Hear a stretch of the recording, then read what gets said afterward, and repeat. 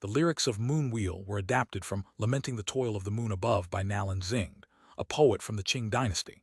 Fang Jueyu added many ancient-style elements to the melody, giving this song a rich Huaxia aesthetic. If the moon wheel remains resplendent, unfaltering through ice and snow and warmth for thee. Singing at autumn graves, the sorrow isn't yet gone. In spring clusters, recognize the twin-rested butterflies. With a sweet voice, solid singing skill, and these niche musical elements, the mentors were immediately impressed. All listeners, whether at the venue or in front of screens, seemed to witness a beautiful love story. My ears are pregnant. This really is a celestial performance. It's so good. I love Xinyu so much. I think I was her microphone in a past life. Did Dean Fang really write this song? He's way too versatile. Debut, strong demand for a debut. Where can I hear this song? If I don't loop it tonight, I definitely won't be able to sleep. The final ranking of the competition was determined by votes from 4 judges and the audience. Guo Xinyu's votes skyrocketed like a rocket, surpassing the previous top 3 contestants in just a few minutes. This is unreal. Fang Jueyu, watching the competition from the VIP area, was dumbfounded. He knew this song could create a stunning effect, but he hadn't anticipated such madness. Even the live chat was being flooded with comments. Everyone was searching for download options for the song, but since Guo Xinyu had only finished recording it yesterday, it wasn't available on any music platforms yet. This left the fans tearing at their hair in frustration. Offering big money for a download link to Moon Wheel. My roommate wants to hear Moon Wheel one last time before he dies. Since the event was live-streamed on the Bamboo platform, which had a feature for live donations, Guo Xinyu's account on the platform hadn't been deleted yet. Suddenly, donations poured in from everywhere. With a share of the donations, Wang Kong watched his company account balance rapidly grow with a gleeful smile. Haha Fang, I guarantee, if this song charges on the platform, you guys are going to make a killing. No way, Fang Jueyu had no intention of making money from this. If I keep earning like this, when would it ever end? Wang Kong immediately rolled his eyes. Was there really someone in this world who thought they had too much money? In truth, the result was already quite clear, as the cheers from the crowd said it all. The champion of this bamboo masterpiece, with a total of 25,468,542 on-site votes, is our number 6 contestant, Guo Xinyu. Whoa, the venue exploded like a bomb had gone off, with flowers and applause engulfing the entire stage. Next came the final lucky draw. The 10 Diddy Aviation vouchers and the 20-year usage rights to private island 89,757 in the Aegean Sea had made countless spectators drool for a long time, pushing the atmosphere to a peak. But Fang Jueyu was no longer concerned with the draw results. He jogged all the way to the backstage dressing room, where Guo Xinyu was already waiting for him. He lifted her up and spun her around a few times. Though it was Guo Xinyu's success, Fang Jueyu was also extremely happy. Our future big star, you were amazing today.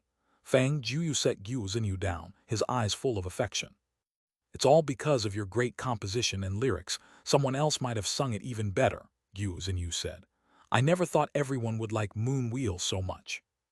Hahaha, people are already thinking about how to download this song. It's definitely going to be a hit. Ding, Alipay receipt of 9 yuan. Ding, Alipay receipt of 9 yuan. Ding, ding. Suddenly, Guo Xinyu's phone started to incessantly chime with payment notifications. The sound was so frequent that the phone couldn't handle the power consumption and automatically shut down. A moment later, Fang Jueyu's phone also began to receive payments frantically. The two exchanged a glance but were equally puzzled. Why was Alipay suddenly receiving money? Had someone posted their payment code in a store somewhere? What's going on? Fang Jueyu was bewildered. I have no idea either. Guo Xinyu was equally surprised. Fang Jueyu's phone hadn't been overtaken by messages yet. In just a few seconds, there were over 99 plus payment notifications. Wait, I'll ask Sister Zhuang Ying. She should know what's happening. Fang Jueyu wasn't at all concerned about his company's affairs, which were entirely managed by Zhuang Ying.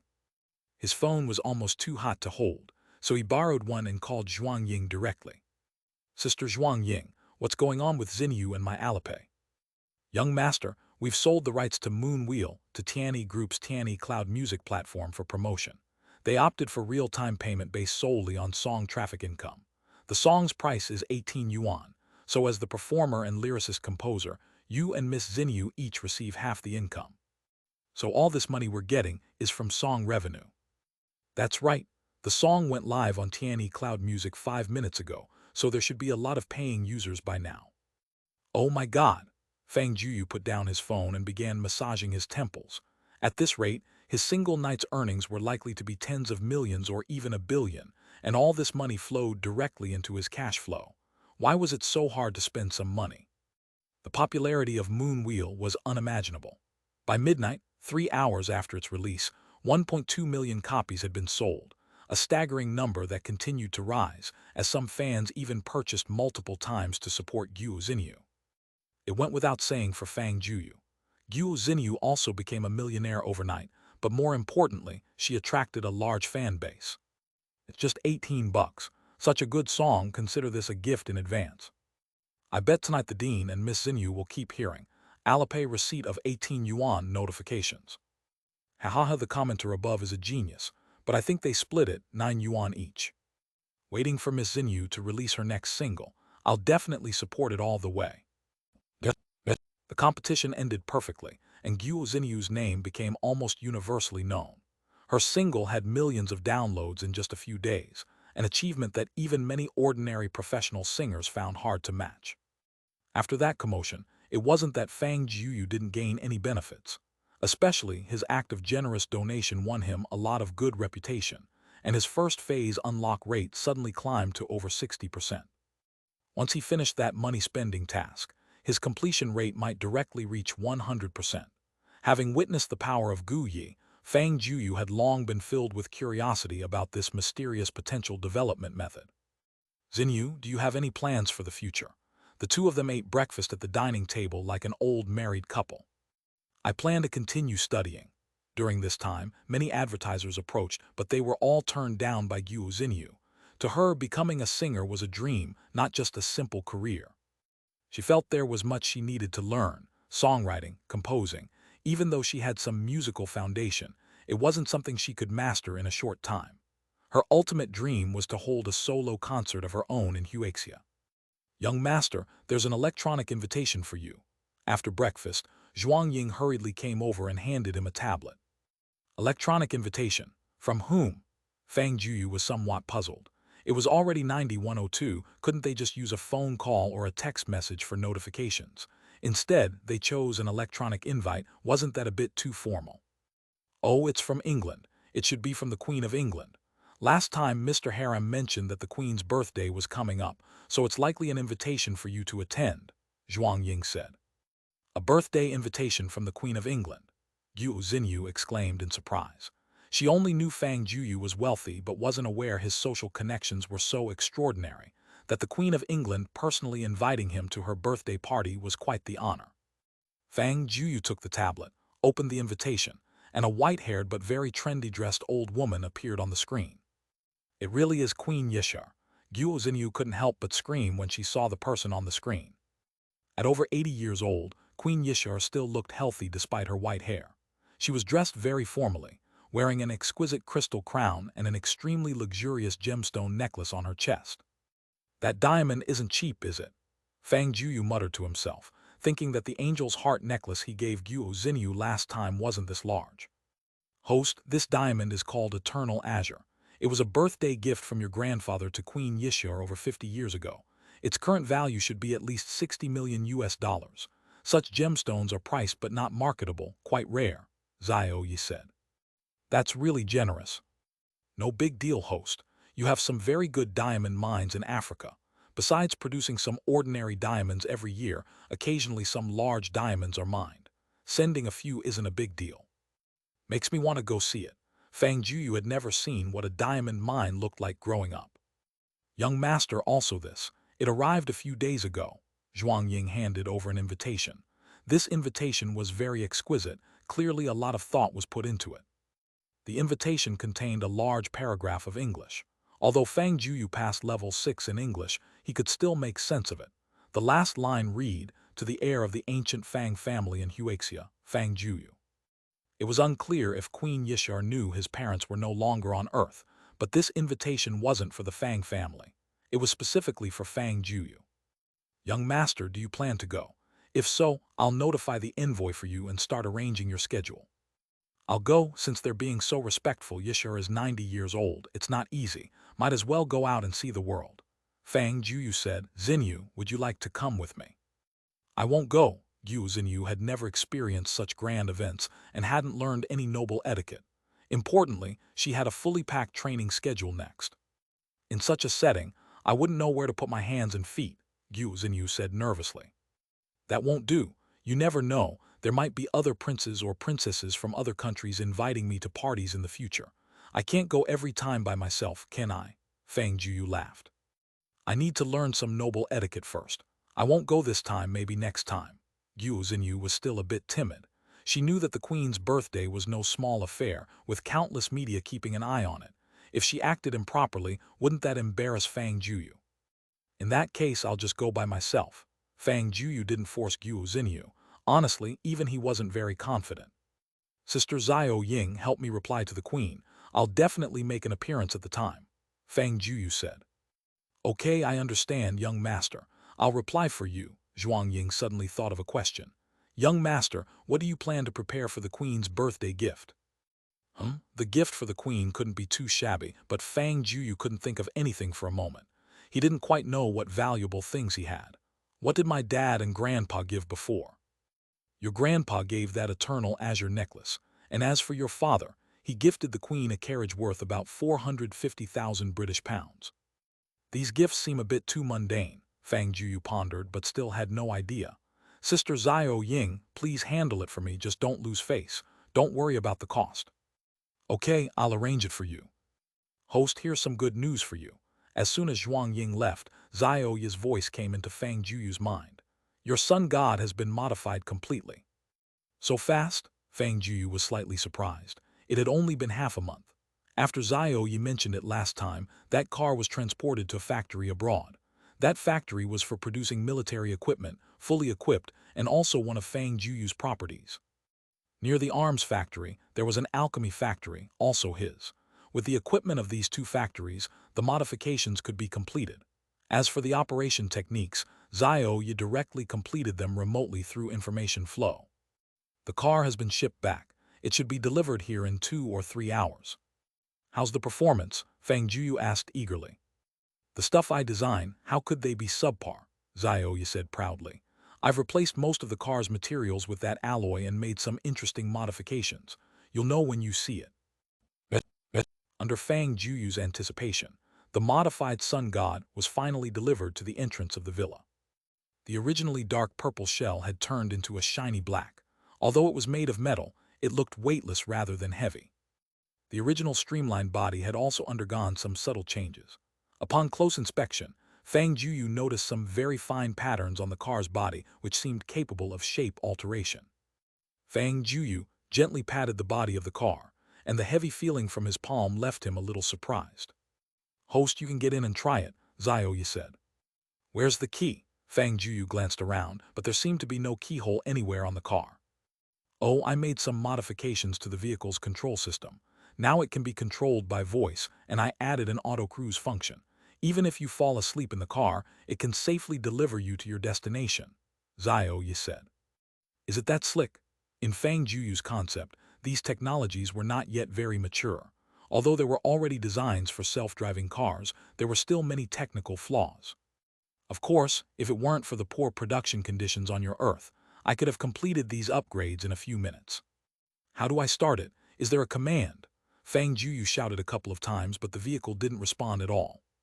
Oh, the voice command to open the door is Open Sesame. Are you nuts? Fang Jueyu's face instantly turned dark as he imagined the embarrassing scene of shouting that command in front of a crowd. Ha, just kidding, the voice command can be changed. This is just temporary. Phew, you scared me. Fang Jueyu breathed a sigh of relief. Open Sesame. Beep. The car suddenly made a slight alert sound, and a cool light appeared beside the car door, which then slowly opened, revealing an impressively luxurious interior. Awesome. Fang Jueyu got in the car, and it seemed like the driving experience had changed somewhat. However, the vehicle's operating system seemed much more complex, and he couldn't understand the functions and effects of some buttons at first glance. Mr. Fang Jueyu, welcome. An electronic voice sounded, which was exactly like Zhao only with less emotion and more of a cold mechanical feel. Zhao, how do I use it? Fang Jueyu didn't know where to start. You just need to give verbal commands, and it will precisely recognize your instructions. Okay, then slowly circle around my villa, Fang Jueyu said casually. Low-speed circle around the front villa, confirm instruction. Confirm. As soon as Fang Juyu's words fell, the door closed slowly, and the vehicle started automatically, perfectly circling around the villa and avoiding all obstacles. Great job, Zhao Yi. Fang Juyu became more and more excited. Compared to before, it was like a leap into a different era. There's more to it than just these features. Zhao Yi said, the vehicle can perfectly avoid any obstacle at speeds under 500 km/h. Even if hit, there's only one possibility, and that is the obstacle will be smashed to pieces. What other functions does it have? I don't believe these are the only ones after the modification. Fang Juyu felt there must be secrets hidden within this car that he didn't know about. Press that light blue button on your right. This one? Fang Juyu pressed it. With a wave of blue electric current passing over the car, a dark blue light membrane, visible to the naked eye, almost enveloped the car. Well, what's this? A shield. Fang Juyu suddenly felt like he was in a sci-fi movie. This is called the electromagnetic light shield. With the current technological level of your Earth, it should be almost indestructible, Zhao Yi explained. Oh, and this vehicle now uses solar charging with an efficiency of over 95%, absorbing external thermal energy as well. If any weapon attacks you, it's almost like charging the vehicle. Impressive, Fang Juyu gave a thumbs up. I just saw a lot of cracks on the car's exterior. What are those? Can this car transform into Optimus Prime? You're dreaming, Zhao Yi said unceremoniously. That kind of thing might be barely achievable after a few hundred years of development on your Earth. Those are hidden weapons on the car. Weapons? Fang Juyu was slightly surprised. Of course, not the outdated weapons on your Earth. I installed a mechanical particle cannon and 2 fully angled beam cannons. You could shoot down planes from the sky.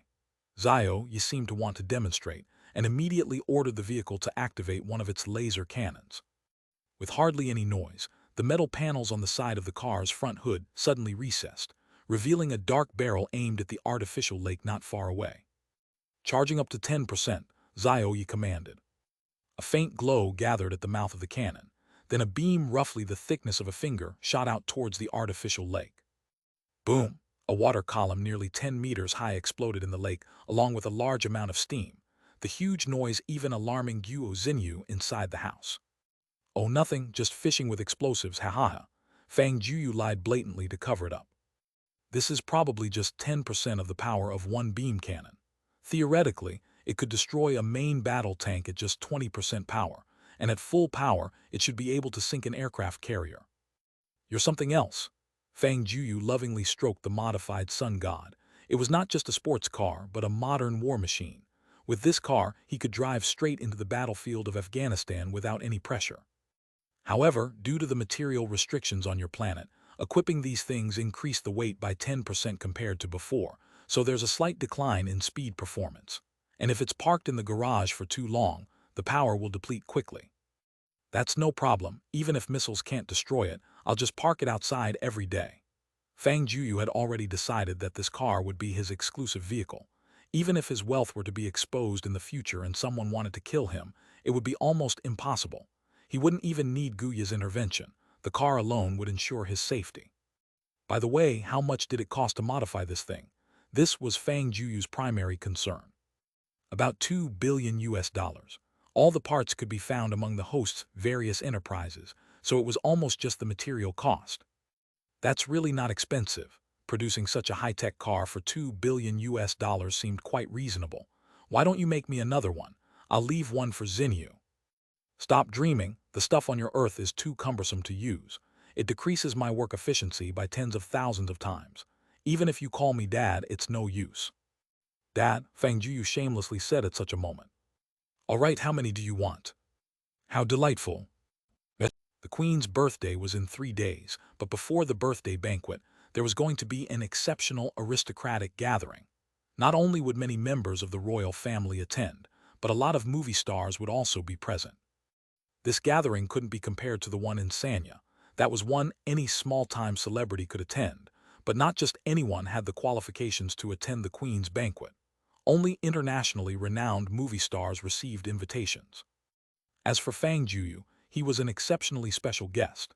It was said that England had arranged for a royal family member to receive him at the airport, a level of honor as high as the sky. Parked at his private airport was still a Boeing 747 model airplane, appearing almost identical to the last one. Why does this plane look exactly the same? Fang Jueyu inspected it thoroughly but couldn't find any differences. Not at all certain. Planes all look the same on the outside, Zhuang Ying laughed. All of Mr. Fang Jueyu's private planes are decorated in different interior styles. This plane's interior is Huaxia-themed, using a lot of wooden structures. In terms of cost, it's almost 30 million US dollars more expensive than your previous one.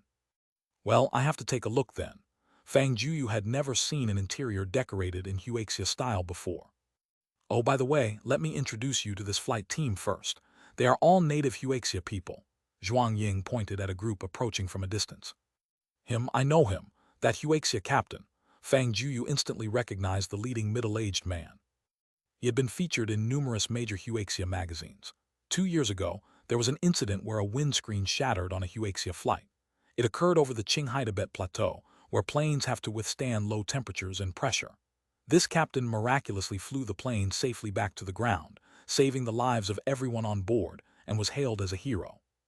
Captain Liu Chuangsheng was temporarily hired at a high price, Zhuang Ying explained. The cost for this flight mission is 5 million RMB. Absolutely worth it, worth every penny. Fang Jueyu was not at all concerned about the money. With someone like him piloting, he didn't worry about safety at all. The weather was not good on their last return from Sanya, and many flights were grounded. That Captain Fudalia was a former fighter pilot, a Russian who, after drinking a bottle of red wine, still flew the plane into the sky, scaring Fang Jueyu to the point that he nearly wet his pants. Not only that, but they encountered turbulence during the flight. The Russians really are something. The way he flew the plane made Fang Jueyu almost feel grateful for Fudalia not crashing the plane. Still, to be fair, his piloting skills were indeed first class. In turbulent and lightning-filled clouds, the plane flew out steadily, only dislodging 2 cups. But since then, Fang Jueyu had developed a shadow around Captain Fudalia, which was why he had loaned the plane to Wang Kong so easily, something he might regret later. Sister Zioing, can you poach Captain Liu for me? I'm a bit scared of Captain Fudalia, Fang Jueyu whispered. It's a bit difficult, but we can sign a temporary contract. As long as there's a flight mission, I'll try to use this team. Zhuang Ying agreed readily. She had almost been scared as well the last time. The flight attendant team consisted of very young beauties. They weren't as voluptuously bold as the last team of supermodels. A professional smile was all they showed Fang Jueyu. Begin the flight mission. The purser was relatively older than the others, but her experience was profound. She was also on duty during the previous incident, keeping order and comforting passengers when it might have escalated badly. This flight mission was received temporarily. The airline only informed them that the person they were to serve this time was of utmost importance, deserving only the best service possible. The fee was nearly equivalent to 2 years of their salaries, and this crew had the best appearance and highest professionalism. However, they found out one piece of information. It was rumored that this individual was heading to England to attend the Queen's banquet and birthday gathering, which alone informed them that this was a significant person. Hello, Mr. Fang, I'm Liu Chuangsheng. I will be executing this flight mission. Liu Chuangsheng didn't expect the employer this time to be such a young man. Then I'm in your hands, Captain Liu. Fang Jueyu shook hands with him and also greeted the flight attendants. Liu Chuangsheng wasn't much into the internet, but those flight attendants, being young, were quite surprised to learn that their client was indeed the renowned Dean Fang. It's truly Huaxia style. Entering the plane, a strong woody aroma hit them, with snowy white walls, wooden structured frames, wooden seats and tables, all perfectly capturing the essence of this style. Indeed, unlike Captain Fudalia, Liu Chuangsheng's piloting filled people's hearts with a sense of security. Sir, this is this year's newly produced Big Red Robe tea from those unique trees. You can give it a try. A flight attendant brought over a pot of tea. Thank you. Fang Jueyu wasn't a tea connoisseur, but under the supervision of that priest and young Yi, he had started to improve. At the very least, his manners and words wouldn't give people much to criticize. Sister Xiaoying, is the queen's birthday gift ready? Fang Jueyu asked, intending to attend the queen's birthday and unable to afford any slip-ups in protocol. It's ready. Zhuang Ying had appeared in the morning carrying a sizable suitcase. I had a team of craftsmen rush this work for half a month, and it was completed just yesterday afternoon. Zhuang Ying opened the suitcase, and Fang Jueyu was instantly dazzled by the brilliance, while the flight attendants' faces showed distorted expressions of astonishment. It was an exquisitely crafted crown, integrating roses, thistles, and clovers in its design, encrusted with countless diamonds and gemstones, enough to make any woman on earth scream. Young master, this crown is primarily made of platinum, diamonds, and various gemstones, set with a total of 1,333 diamonds, including 12 rare-colored diamonds. The top features a 294-carat pink diamond produced last year. As for the gemstones on the base, I won't elaborate. Just tell me, how much is the crown worth? Approximately 900 million. Although he knew it was invaluable, hearing the figure still left Fang Jueyu somewhat astonished. Oh, by the way, that's in British pounds, Zhuang Ying added. Quite the statement. The necklace Fang Jueyu had given Gogh was only 35 million US dollars, and he began considering whether he should acquire another necklace for Gogh that would outshine this crown. The plane landed punctually at England's Royal Airport. Fang Jueyu changed into an exceptionally fitting outfit since it was his first time abroad, and he needed to maintain his image without embarrassment. I might be here for a quite extended period, so everyone might as well take a holiday, Fang Jueyu told the flight attendants. Sister Xiaoying, let's go with the standard protocol from last time. Ensure they stay and enjoy themselves comfortably. I understand, young master, I'll take care of it, Zhuang Ying responded. By the way, who's picking me up today? Is it a prince? Fang Jueyu asked. It's Princess Silit. Zhuang Ying showed a mysteriously profound smile. Young master, it's said that Princess Silit is hailed as the most beautiful woman in the England royal family in the last 1,000 years, and she hasn't had any romantic relationships so far. 1,000 years. Fang Jueyu showed a disdainful expression. Our neighbor, the Sun Country, always brags about having the most beautiful women for thousands of years, but just look at them, crooked and all, not even straight teeth and bow legs too. Huaxia's beauty standards are just different. Young master, you're mistaken. This Princess Silit is actually a rare beauty. Though Zhuang Ying hadn't met Princess Silit in person, she had come across some information online.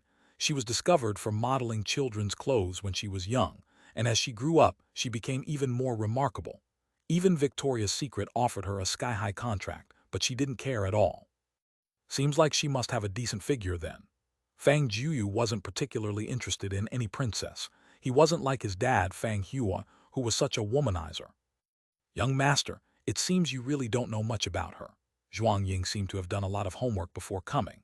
It's said that those coming to propose marriage to her from the England royal family nearly broke down the doorsteps of White Palace. Princes or so are the least of it. If they don't have assets worth over 100 million US dollars, they wouldn't even dare mention it. That's so exaggerated. Fang Jueyu had heard about an English actress once rejecting a marriage proposal from an English prince, but this princess's story was even more sensational. What kind of fairy could drive so many high-status people insane? Just last year, a prince from Dubai flew in on his private jet to propose, offering shares in some oil wells as a betrothal gift, but the princess didn't even want to meet him. You can see how high and mighty she is.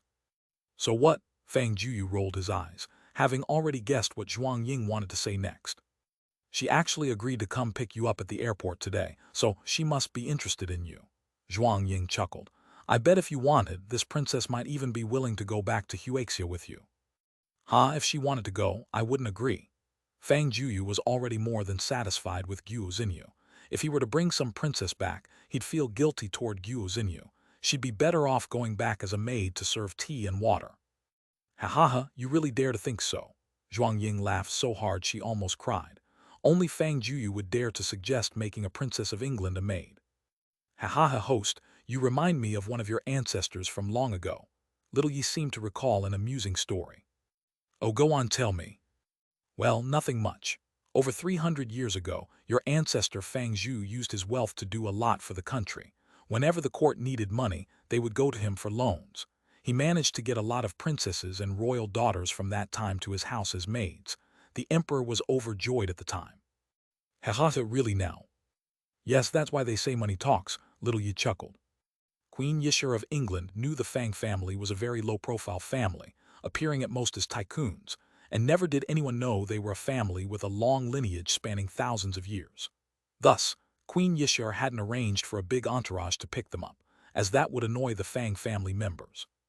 The connection between the Fang family and the England royal family was actually quite straightforward. England had encountered many major economic disasters, and the Fang family's ancestors had some connections with England's earliest kings, so they used their power to help them through those crises. England's royal younger generation might not know how powerful the Fang family truly was, but their elders knew all too well. This was a colossal family that could almost control the world. To them, tycoons and princes were nothing. Fang Jueyu stepped off the plane. In the distance, Princess Silit, surrounded by a group of people, was looking over in their direction. Several bodyguards in black suits were shielding her from the sun with umbrellas. Admittedly, Princess Silit was indeed a rare beauty, at least by Oriental aesthetic standards. Her appearance was almost the ideal for a Western woman.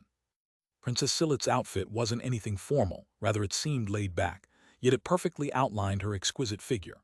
Her skin wasn't pale but a healthy wheat color. Her facial features were very symmetrical and balanced, with golden hair cascading down her back, giving off a mesmerizing impression from afar. So what did I say? Zhuang Ying laughed. But I still think my Xinyu is prettier. Fang Jueyu smiled subtly, walking off the plane confidently. So that's the heir of this generation of that family. Princess Silit was a bit taken aback by Fang Jueyu's handsome appearance. To be honest, none of those princes and tycoons who'd come to propose in the past quite met her standards in terms of looks. Princess Silit didn't initially know Fang Jueyu. The task of picking him up was assigned to her by Queen Yishur at the last minute, reportedly due to an important guest attending her birthday party, who had quite a good rapport with the royal family. Queen Yishur had even hinted that if anything could develop between her and this young man from the Fang family, it would be the royal family's biggest blessing and Silit's greatest fortune. Being so proud, Princess Silit wouldn't easily take Queen Yishur's words at face value, but they did pique her curiosity about this guest from the East. What kind of person could be so highly regarded by the Queen? Princess Silit, hello, my name is Fang Jueyu, from Huaxia. Fang Jueyu said fluently in English. Little Yi had previously given him an intensive training session, allowing him to communicate smoothly in English now. Hello, Mr. Fang. I didn't expect your English to be so good. Princess Silit shook hands with Fang Jueyu graciously. By the way, since it's my first time in England and I heard the princess specially took the time to pick me up, I've brought a small gift for you. I hope you will like it. Fang Jueyu flawlessly executed his manners without a hitch. This is a gift from our young master to Princess Silit. Zhuang Ying presented a small box, which contained two beautiful earrings. Apollo Blue Diamond and Artemis Pink Diamond. Princess Silit easily recognized the earrings, having seen many gemstones. These earrings featured diamonds of 14.54 carats and 16 carats respectively, bought by a Huaxia tycoon at an auction in Switzerland 2 years ago for nearly 60 million US dollars. The Apollo Blue Diamond was the largest internally flawless blue diamond to appear in auction history, reaching the rare EIB grade, constituting only 1% of the world's diamonds. Similarly, the Artemis Pink Diamond was considered a pure EIB grade diamond. To think these earrings were actually bought by Fang Jueyu's family, and he was giving them as a greeting gift. A gift worth 60 million US dollars. It dawned on her why the queen placed so much importance on this young man from Huaxia. What's wrong, princess? Don't you like the gift? Only then did Princess Silit realize she had been a bit overwhelmed. She took the earrings, but perhaps due to her nerves, she didn't hold the box properly and it slipped. She hurriedly tried to catch the box by bending down, but as bad luck would have it, she didn't find her balance and fell forward. A wave of masculine scent rushed at her, but fortunately, Fang Jueyu caught her in time and steadily held onto the priceless earrings too. Princess Silit suddenly found herself pressed up against Fang Jueyu, her face immediately flushed red. Whoa, this open. Fang Jueyu was startled, but he maintained his gentlemanly demeanor. Miss, could you be a bit more reserved? Sorry, I didn't mean it. Princess Silit quickly pulled back her hand. With so many people watching, even though it was an accident, it was still a bit embarrassing. It felt pretty good, she secretly thought to herself. On the outside, Fang Jueyu seemed tall and slender, but he was actually quite well built. Princess, if you keep looking at me like that, I'll start blushing. Fang Jueyu couldn't tell what Princess Silit was thinking, but her love-struck expression gave him a few clues. Since when had he become a heartthrob? Master, this scene seems familiar. Little Yi suddenly teased. Over 70 years ago, when your great-grandfather first came to England, Queen Yishar looked at him the same way. While the charm of the Fang family really is unbeatable, Fang Jueyu bragged. It's just because your family is rich, Little Yi retorted. If not for me, who knows where your family would be, eating cornbread in some corner. Yes, yes, all thanks to you, Fang Jueyu teased back. But without our family, you would have lost your host. Could you have survived until now? Little Yi was rendered speechless by Fang Jueyu's retort. Indeed, not just anyone could be its host. The Fang family's bloodline did have some unique qualities. Princess Silit finally managed to regain her composure. She tidied up her slightly disheveled clothes and hair, then handed the pair of diamond earrings to her bodyguard. Mr. Fang, thank you for your generosity. On behalf of my grandmother, Queen Yishar, I welcome you to England. It's an honor to receive the Queen's invitation, Fang Jueyu replied politely. But where should I stay for the time being? Fang Jueyu had initially planned to have Zhuang Ying book a hotel nearby for him, but it seemed Queen Yishar had already made arrangements. Oh, grandmother instructed that during your stay, Mr. Fang, you'll be staying directly at Buckingham Palace. We've prepared rooms for you and your entourage, and you're welcome to move in any time. Stay at Buckingham Palace. Buckingham Palace was the royal residence and the venue for grand events. He hadn't expected the Queen to invite him to stay there directly. Host, there's something you might not know. It was your ancestor who funded the construction of Buckingham Palace. What? Fang Jueyu was surprised to learn of such a history. When your ancestor visited the royal family back then, they stayed at the Duke of Buckingham's residence, but they found it somewhat lacking. So they built this palace just to have a better place to stay for the next visit. Fang Jueyu realized his ancestors sure knew how to splurge. They spent so much to construct a palace for a place they wouldn't visit often. Yes, what of it? Princess Silit found it odd since Fang Jueyu's father and grandfather stayed at Buckingham Palace when they visited the Queen, yet he seemed so surprised. Oh, nothing, shall we go then? All right, Mr. Fang, the car is already waiting for you outside the airport. The royal family had even sent the car usually reserved for the Queen's outings to welcome Fang Jueyu. Oh, Princess, I brought my own car. I converted the luggage hold of my private jet into a garage. I'm not used to riding in other cars when traveling. Really? Can I see your car, Mr. Fang? In Princess Silit's eyes, Fang Jueyu's car had to be extraordinary. Of course. The staff had moved the car from the plane's cargo hold. The gleaming black sports car under the sunlight made Princess Silit gasp in awe. This car is absolutely beautiful. Not only do men adore sleek sports cars, but women also find them captivating. Its futuristic design made it hard to look away. Can I sit in this car? This girl sure is familiar, Fang Jueyu muttered to himself. Even Gogh Xinyu hadn't sat in this car's front seat before. When Zhuang Ying came, she rode with Gu Yi in another car.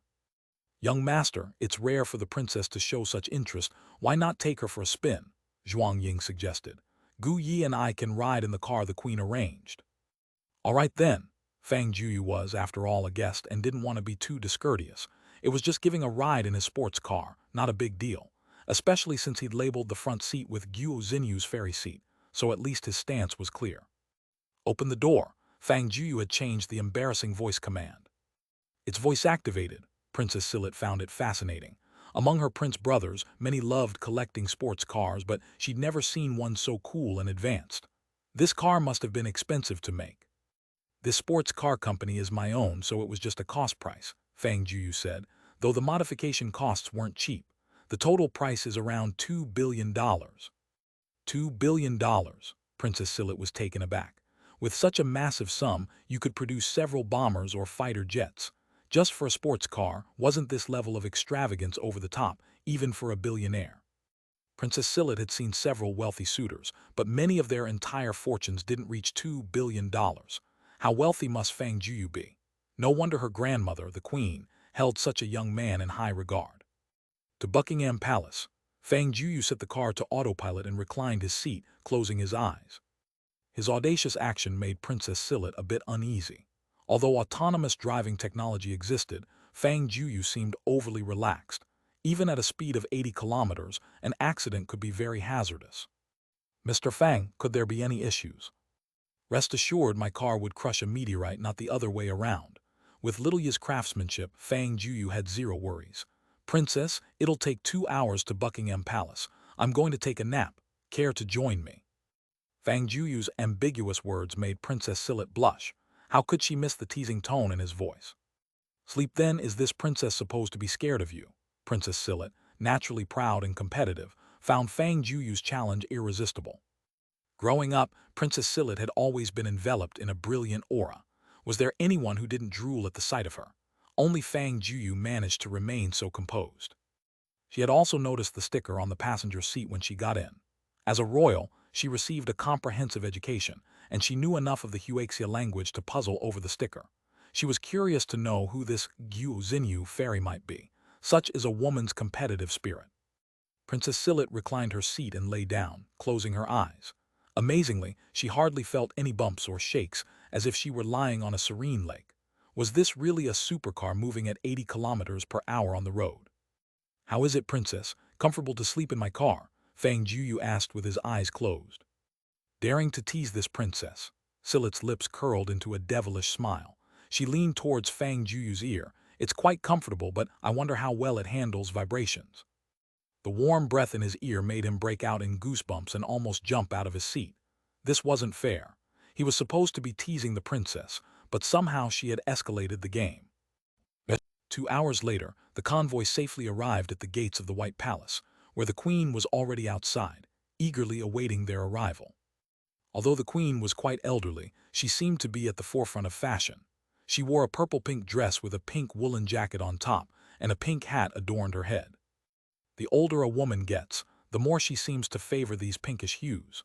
Fang Jueyu once doubted this saying, but now, it seemed true. It was the younger girls nowadays who preferred that chic black style.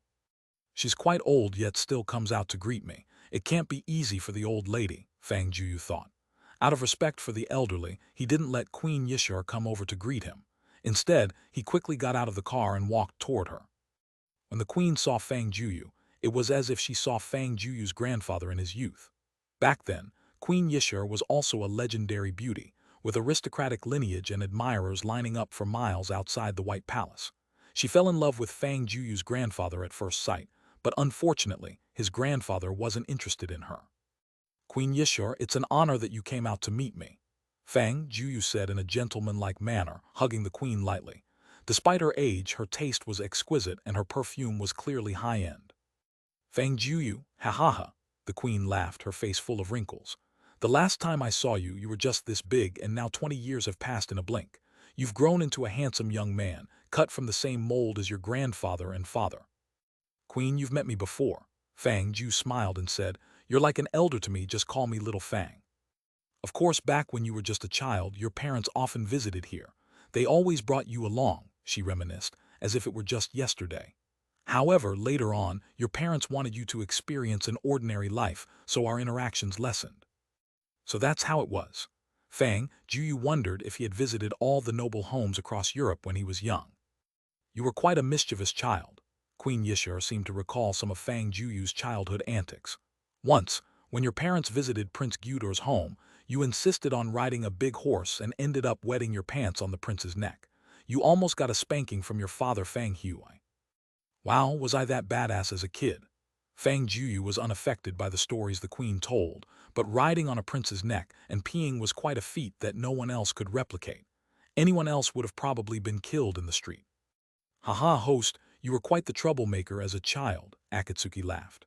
Once, while dining at the White Palace, you accidentally knocked over a candle, burning down dozens of priceless paintings and antiques. And then, Fang Jueyu asked, then your dad gave them back 10 times the value of what was lost. My dad sure is extravagant, Fang Jueyu laughed. That seemed like something Fang Jueyu would do. Hurry inside now, the weather's a bit chilly, you don't want to catch a cold outside. The queen quickly ushered them in. If it was a Huaxia elder, Fang Jueyu might have almost suspected Queen Yishur to be his grandmother. Due to the time difference, it was evening in England. Queen Yishur had already prepared a splendid dinner. Zhuang Ying's body wasn't as strong as Fang Jueyu's and Gogh Yi's, so she needed some time to adjust to the time difference. She went to her room under the guidance of the servants. Queen Yishur kindly held Fang Jueyu's hand, seating him beside her at the dinner table. I don't know what you like to eat, but my chef can make some Huaxia dishes. I hope you'll enjoy them. Queen, there's no need to be so polite. I'm not that picky, Fang Jueyu said, feeling a bit uneasy about being treated as a distinguished guest in such royal settings. Let me first introduce our guest from Huaxia. The queen's expression turned slightly more serious. The once whispering princes, princesses, and other royal members immediately quieted down. The queen's authority in the royal family was unparalleled. His name is Fang Jueyu. The English royal family and the Fang family from Huaxia have been friends for generations. Their family has helped our country countless times, always lending a generous hand. They are our best friends, so I hope during his stay in England, each of you will treat him as the most esteemed guest. Then the queen switched back to a warm, friendly smile, her change of expressions faster than a face-changing act in Chinese opera. She began introducing each of the royal family members present to Fang Jueyu. Little Fang, this is Prince William. He's 37 years old. This is Princess Kevra. She's 25 and doesn't have a boyfriend yet. Every time she introduced a princess, the queen would go all out to highlight her virtues, while she barely mentioned those who were already married or had boyfriends, leaving those princesses in quite an awkward spot. By the way, little Fang, I heard you're still studying, is that right? Yes, I'm in my senior year, Fang Jueyu replied. Then you must not be married yet. Queen Yishar's face was filled with anticipation. MMHMM, Fang Jueyu nodded. That's fantastic. Queen Yishar clapped her hands in glee like a child. She had always been confident that if Fang Jueyu's grandfather hadn't met his grandmother back when he visited England, she might have taken that place. What she couldn't achieve, she was determined to make sure her descendants could. What do you think of my princesses? The princesses are all beautiful, graceful, and dignified, fitting of royal birth. Fang Jueyu seemed to sense where the queen was going with this. Ha ha ha, Queen Yishar didn't pick up on the fact that Fang Jueyu was just making polite remarks. If you are willing, I can personally arrange for you to marry any of these princesses. How about it? I believe our family's relationship can only grow stronger. The single princess's eyes lit up. Fang Jueyu didn't know that before he came, Queen Yishar had gathered them and told them about the Fang family. Without mentioning his inconceivable wealth, it was enough to make them admire him. Moreover, Fang Jueyu had a face that met European beauty standards. To most of the princesses, he was the most perfect partner. A queen, thank you for your generosity, but I already have a girlfriend, Fang Jueyu said, feeling as if those fiery gazes might devour him. These English princesses were a bit too enthusiastic, weren't they? What a pity, the queen's expression instantly dimmed, but when her gaze fell on Princess Silit, a spark of hope reignited. After all, a girlfriend wasn't the same as a wife. With the right kind of approach, even strong barriers can be broken. She believed that with Princess Silit's charm, even Fang Jueyu might not be able to resist. The queen promptly plastered on a smile. Would you mind changing girlfriends? Or if that bothers you, what about adding another girlfriend? Ha ha ha ha, host, this Queen Yishar is dead set on getting you a princess.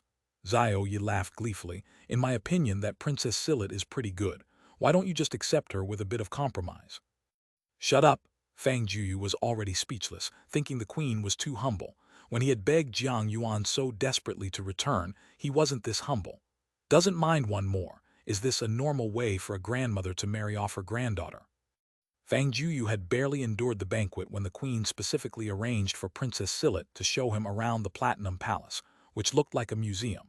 The treasures in the palace were no less spectacular than those in a museum. After more than an hour of wandering, Princess Silit escorted him to his room. The princess said nothing along the way, leaving him to wonder what was on her mind. Could this princess have fallen for me at first sight? Fang Jueyu shamelessly thought. Master, Princess Silit is wondering why you treated her so indifferently. Suddenly, Guya's voice echoed in Fang Juyu's mind. Wah, telepathy. Fang Jueyu looked at Guya in surprise. Guya was smiling back at him. Master, it's just a little trick. Any superpower user who knows how to use spiritual power can do it, Guya explained. Forgive my interference, I just peeked into the princess's thoughts. Is this woman competing with me? Fang Jueyu could easily guess why the princess had such thoughts. A princess raised with constant admiration had met someone indifferent to her. Her pride alone couldn't tolerate it. Though Fang Jueyu had spoken euphemistically, it was clearly a rejection of Queen Yishar's proposal. To her, it seemed Fang Jueyu believed she wasn't worthy of him. Guyi, be careful tonight. Don't let her sneak into my room, Fang Jueyu ordered Gogh. A young man away from home must protect himself. Entering the Platinum Palace feels like walking into a spider demon's lair. Ha ha ha, master, you must be kidding. I have to say, Princess Silit is a rare beauty. Even Mr. Fang Jueyu has several women. You don't need to hold yourself to societal standards. Gogh, have you been corrupted by my dad too? Fang Jueyu glared at him, and Gogh instantly fell silent. Mr. Fang, your room is here. Princess Silit stopped in front of a snow-white door. My room is next door. If you need anything, feel free to ask. Need? Fang Jueyu could tell she expected him to actually seek her for something. If not for Gogh, he'd surely be in trouble. Master, I'll be staying in the room next to yours. Gogh gave a small nod and entered the adjacent room. With his abilities, as long as Fang Jueyu was within a kilometer, he could protect him anytime. Mr. Fang, there's a gathering of nobles and tycoons tomorrow night.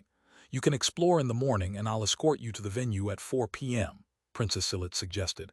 If you need a guide, I'd be happy to help. Oh, no need. I have a few businesses nearby that I plan to visit, so I won't trouble the princess. Fang Jueyu had already planned his schedule. The headquarters of Lion Hua Group was just a dozen kilometers from the Platinum Palace. Fang Jueyu had once applied for an internship at Lion Hua Group's Huaxia branch, but was rejected. He wanted to see what made this company so impressive. Now, he had transformed from a job applicant into the largest shareholder, which was quite intriguing. This feels nice. Fang Jueyu opened the room's door, and the handle felt cold and crystal-like. Whoa! Even though Fang Jueyu had seen many mansions and the interior of private jets, the room's opulence still exceeded his imagination. The room spanned over 400 square meters, adorned with golden decorations, gold ornaments, high-end silk curtains, and bedsheets. Most impressively, the toilet was made of pure gold. Weren't they afraid of freezing their butts in winter? Moreover, there was a circular pool around the bed. Didn't they worry about drowning if they got up in the middle of the night to use the bathroom? Which idiot designed this room? Fang Jueyu thought the designer must be wealthy but with terrible taste. Host, this was designed by your grandfather, the one who funded the construction of the Platinum Palace. Ha ha ha, not bad taste, huh? Look at this, golden statues of Guan Gong and Venus, truly a unique style. Fang Jueyu quickly changed his tune. Who knew if his grandfather was still alive? If Grandpa had a way to communicate with Xiao Yi and Xiao Yi tattled, there could be hell to pay if Grandpa decided to come back from outer space and punish him. Every time your family visits England, they stay in this room. Actually, their reactions were similar to yours when they first saw it. If it weren't out of respect for their ancestors, this room would have been demolished. Exactly. With Xiao Yi's explanation, Fang Jueyu felt bolder. How much gold did it take to create a room like this? About 40 tons of gold, plus countless crystals. Since your family owns a gold mine and gold doesn't depreciate, what's to worry about? That's true. Fang Jueyu strolled around the room. Though he didn't recognize the paintings on the walls, he figured they were undoubtedly priceless masterpieces. And what's this little room? Unexpectedly, Fang Jueyu discovered a well-hidden door behind the bathroom. This, host, I suggest you don't go in. It's a bit, Xiao Yi warned. My ancestors really knew how to have fun, huh? After holding back, Fang Jueyu could only utter such a line. Sleeping in this room at night, Fang Jueyu felt completely uncomfortable, even a bit tense, as if closing his eyes would summon that ancestor named Fang Jing, who would approach him menacingly with a red whip, waking him up twice from his dreams. Before going to bed last night, he had even posted an update, and by the time he woke up in the morning, the comments section had exploded. Spending the night at the Platinum Palace, having dinner with Queen Yishur, and even taking a photo with the nation's goddess, Princess Silit. Everything he did yesterday would be enough for an ordinary person to boast about for a lifetime. If envy, jealousy, and hatred could kill, Fang Jueyu would have been whipped to death hundreds of times. However, Fang Jueyu had no leisure to reply to those frivolous comments today. Not only did he need to inspect the company today, but he also had to attend a private banquet hosted by the English royal family, where many wealthy celebrities would be present. The gathering in Sanya last time was not small in scale, but in terms of class and solemnity, it was far from comparable to this one. Just meeting a random person could mean encountering a noble with a title, a billionaire on some Forbes world list, or an Oscar-winning actor or actress. Young master, what do you plan to wear to the banquet today? Zhuang Ying had already prepared some formal attire. Aren't these too extravagant? Fang Jueyu was wearing a black English-style court robe, tailored to fit, highlighting his nearly perfect physique. However, he seemed quite dissatisfied with the bow-like decorations on the collar. I feel like I'm an old prude wearing this kind of clothing. Fang Jueyu seemed to smell the rot of an old wooden house. Young master, today is a very formal banquet, and we should do as the Romans do and respect others' customs. Zhuang Ying offered a few more outfits. Forget it, just get me a regular suit. I'm not used to these things. Fang Jueyu needed to check on the company later. If dressed like this, he'd be mistaken for cosplaying a wizard. Now, all he seemed to lack was a wizard's hat and a wand. All right then. Zhuang Ying did not insist. Even if Fang Jueyu dressed differently at the banquet, others might not dare to criticize. Wealth is power, and others would scramble to associate with him. That's more like it. Fang Jueyu changed into a casual suit, one of the usual kinds. Yet these were custom-made from his private factory, with a cost price of around $250,000. Young master in England, you own many Fortune 500 companies, so why are you interested in Lion Hua Group? The vehicle drove down the street, its flashy exterior drawing many sideways glances. In my junior year, I applied for an internship at Lion Hua Group's Jiangnan City branch, but I couldn't even pass the resume screening and was directly rejected. It was a bit infuriating. So today, I wanted to see what kind of elite deserves to enter this company. Ha, young master, you do have a bit of a child's temper. Zhuang Ying was surprised Fang Jueyu's reason was this. I'm still just a child after all, I'm only 20, Fang Jueyu shamelessly said. Have you ever read Battle Through the Heavens? Never underestimate a young person in poverty. Fang Jueyu is back. No wonder it's a Fortune 500 company. Lion Hua Group's headquarters was imposing, with just an office building having the feel of the World Trade Center. The design of the architecture was well thought out, with transparent glass exterior walls allowing sunlight to directly penetrate the building. It was said to have many solar-powered facilities. Hello, do you have an appointment? The receptionist was a blonde-haired, blue-eyed beauty who spoke with a professional smile. Oh, please inform Mr. Charles for us. We've already contacted him beforehand. Zhuang Ying stepped forward. Upon hearing this, the receptionist displayed a solemn expression. Charles was one of the largest shareholders in this company, controlling 71% of the company's shares. When he came to the office earlier that morning, he specifically reminded her to notify him as soon as two very important guests arrived. All right, please wait a moment while I notify Mr. Charles immediately. Who's this Charles? Fang Jueyu asked. Oh, I should have told you that your business interests are divided into 7 parts and managed by different families and consortia. The European companies are managed by a family called Ladinic, and this Charles is from the Ladinic family. I see that's quite complex, Fang Jueyu nodded. Don't underestimate the Ladinic family. Although they're not very famous, the assets they hold are astonishing. The total assets they manage on your behalf are more than double that of our Zhuang families. Really that impressive? Fang Jueyu hadn't yet figured out how much of Fang family's assets Zhuang family managed, yet this Ladinic family was twice their size, definitely not to be underestimated. They could essentially be considered Fang family's representative in Europe. Zioyi, how did this family connect with our family? Fang Jueyu curiously asked. It was in the middle of the 16th century, I think. The Ladinic family was just a medium-sized family with some wealth but not very strong. The clan leader of this family had an illegitimate child who, when very young, was persecuted due to conflicts over inheritance.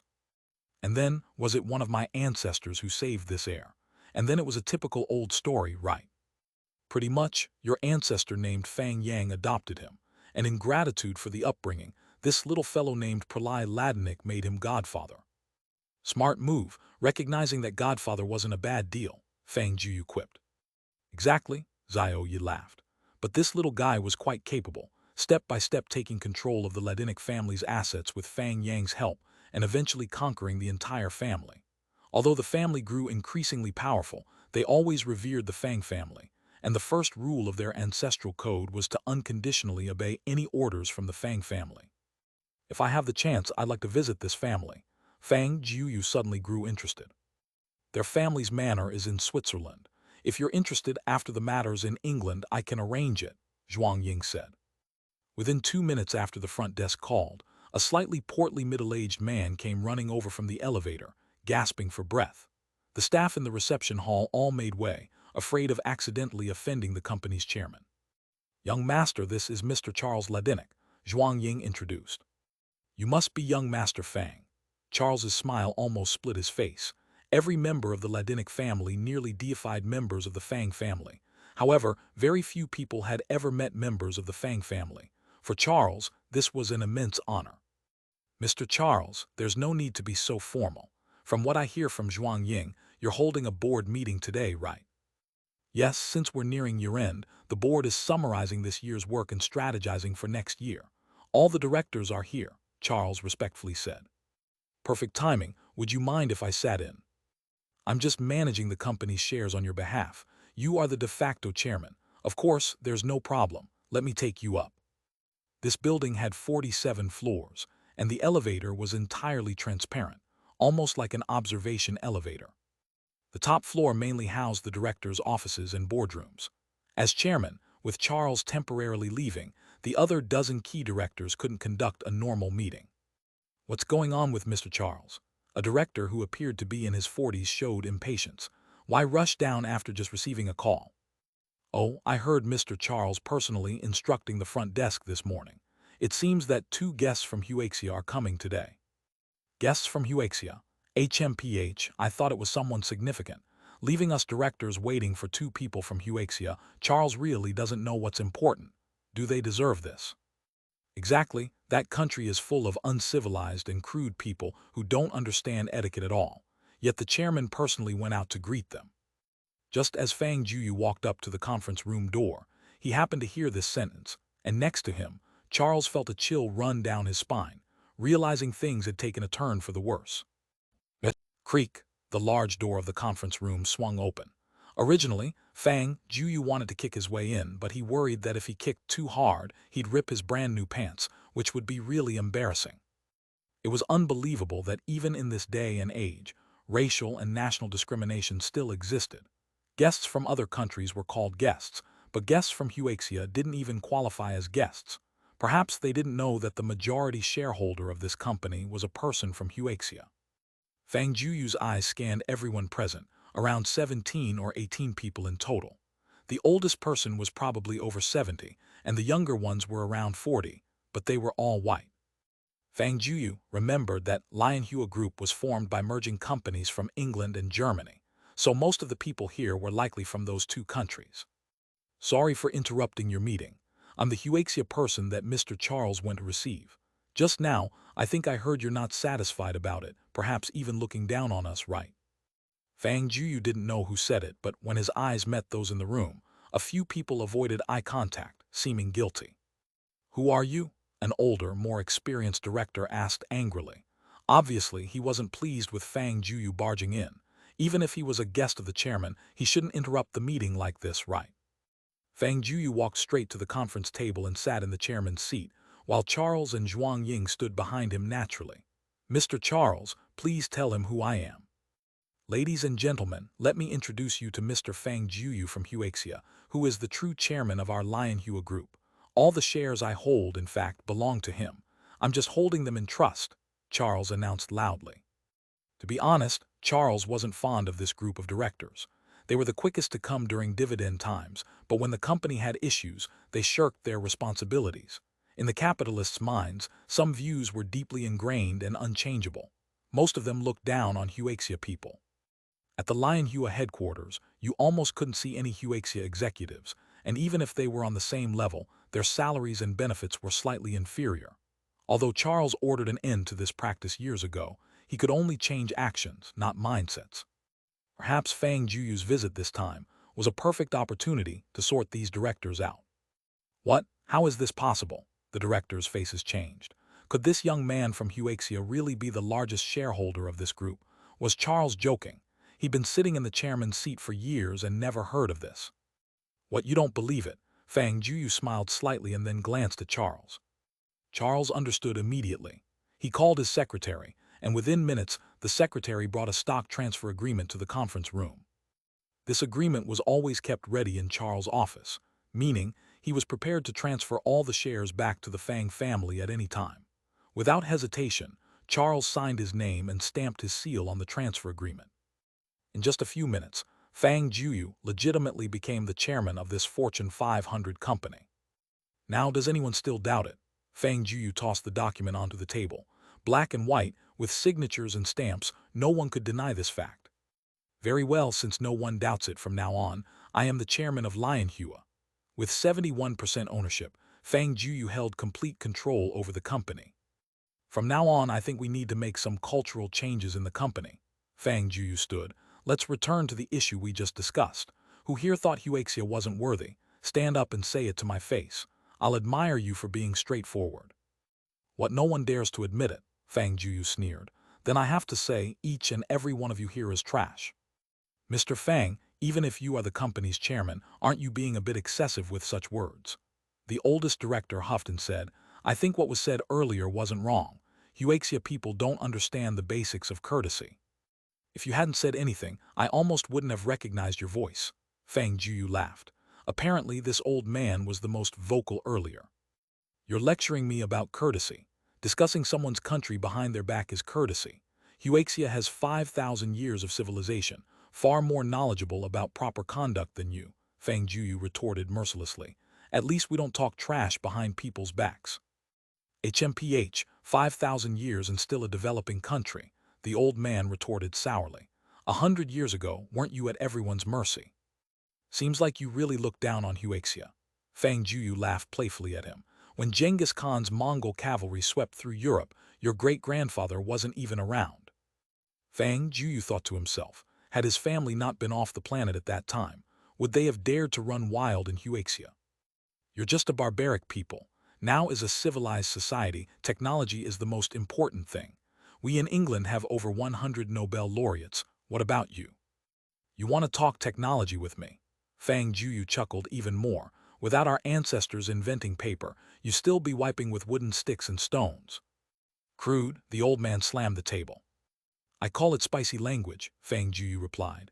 All right, enough nonsense. Starting now, you're fired from the board. What? The old man was shocked. You can't do that. I'm a shareholder too. Even if I'm to be fired, it requires the board's approval.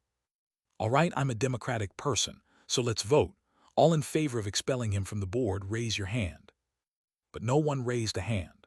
Clearly, none of the other shareholders were inclined to side with Chairman Fang Jueyu. Fang Jueyu raised his own hand. Okay, majority rules determined by minority, you're fired. You? What about me? I own 71% of the shares, meaning I have 71% of the voting power. Now, 71% agree to fire you. Do you object? Fang Jueyu brandished the weight of his shareholding, having both majority approval and veto power. Even if you object, it doesn't matter. Haha, furious or not, this company listens to me, the Huaxia person you all look down on. Does anyone else have any objections to my decision? Fang Jueyu fully embraced his role as the boss. If you don't want to end up like him, then keep your grievances to yourself. It was the first time this group of directors had encountered such a domineering chairman. He had just taken the position and directly fired a board member. The key point was that he possessed absolute controlling capital, completely autocratic. The company's business performance was excellent, and these directors received hefty dividends every year. Leaving the company now would mean substantial losses, and money obviously trumped pride. Excellent, it seems all of you understand the saying, a wise man adapts to circumstances. However, starting today, I'm setting a new rule, Fang Jueyu said. All the directors perked up their ears to hear what new instructions the new chairman might have. From now on, there will be no racial or ethnic discrimination in my company. Regardless of which country or race, everyone will be treated equally. If any such incidents occur, there will be immediate dismissals without leniency. If someone reports it, I will reward them. Understood? All the directors nodded silently. Although reluctant, the order didn't affect their interests, so compliance was easy. Mr. Charles, who was that old man just now? Fang Jueyu asked for further details. Even though he had been expelled from the board, there was no obligation for him to hand over his shares. Oh, he's a big shot in a venture capital company named Pucar. He owns 8.7% of the company's shares, making him the most influential among the shareholders. That's quite significant. The remaining 29% in shares meant he nearly held a third alone, making him quite powerful. Sister Ying, I don't know much about stocks. Is there a way to get him to cough up those shares? Of course, there are many strategies. The most straightforward is a direct acquisition, but he has to be willing to sell. I know that, but with such substantial interests, he has no reason to sell those stocks. Fang Jueyu, lacking financial expertise, was unaware of the ins and outs. Doesn't he have a venture capital company? As long as we strain his funds nearly to bankruptcy, he'll naturally need to sell some of his shares to gain liquidity. Leave this little matter to me. With enough money, there's no market we can't disrupt. When it comes to money, it's hard to find opponents for the Fang family. Charles, overhearing their conversation, thought to himself that this young Master Fang was indeed decisive and ruthless. The other party had merely insulted Huaxia, and Fang Juyu's response was so sharp. Mr. Charles, that Pucar must have left quite a few confidants in the company. Find an opportunity to clean them out. Don't leave him any chances, Fang Jueyu added. Yes, young master, I understand. Rip, Fang Jueyu tore up the stock agreement in his hand. He never intended to reclaim that part of his assets. His only aim was to discipline those shareholders who looked down on Huaxia. You all continue with the meeting. Fang Jueyu casually grabbed a chair and sat down, assuming the position of an observant audience. But those directors had already developed some respect and fear for him. Even if the equity returned to Charles, they were quite clear that the true master of the company was this young man from Huaxia. The joint group's earnings for the year were estimated at over 50 billion euros, with the main profits coming from food and beverages. Based on Fang Juyu's share, he received a considerable annual income. Yet that was just a drop in the bucket compared to his assets, indicating that his 500 billion US dollars in liquid assets weren't really all that much. It felt like he owned half the world's money. Let's go, it's about time. We should head to the venue. The board meeting was going to extend into the late evening, but Fang Jueyu had another banquet to attend. He wasn't going by car, but rather by private helicopter. The banquet was held in the Queen's private island estate. If he traveled by car and then by boat, it would be too late. Young master, you've changed quite a bit recently, Zhuang Ying remarked suddenly as they walked out of the office building. Really? Absolutely, Zhuang Ying laughed. Don't be mad if I put it a bit bluntly. Go ahead, I'm not mad. When I first met you, you looked like a nouveau rich, giving off a DOC vibe that money couldn't conceal.